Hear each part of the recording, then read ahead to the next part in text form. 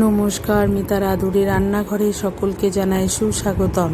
আজ আমি রান্না করে দেখাচ্ছি দই চিকেন। এই চিকেন রান্না করবার জন্য আমার লাগছে চিকেন, টক দই, কাজু বাটা, মৌরি বাটা, জিরে গুঁড়ো, নুন, হলুদ, চিনি, গোটা গরম মশলা, গুঁড়ো গরম মশলা, সর্ষের তেল।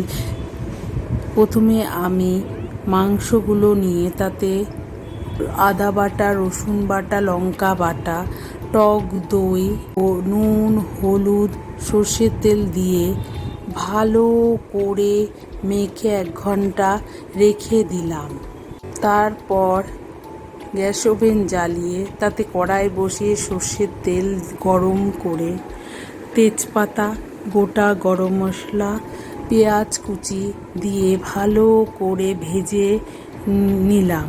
তারপর ম্যারিনেট করা মাংসগুলো ছেড়ে দিয়ে ভালো করে নাড়াচাড়া করে ঢেকে দিলাম।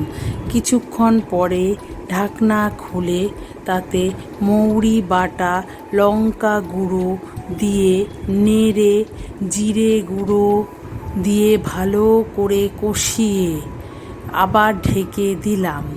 কিছুক্ষণ বাদে ঢাকনা খুলে তাতে কাজু বাটা, চিনি দিয়ে আরও ভালো করে নেড়ে নিলাম এবং ঢেকে মাংস সেদ্ধ হতে দিলাম।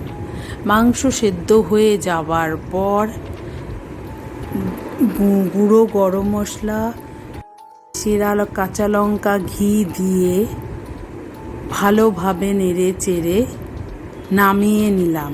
এইভাবে তৈরি হয়ে গেল আমার দই চিকেন।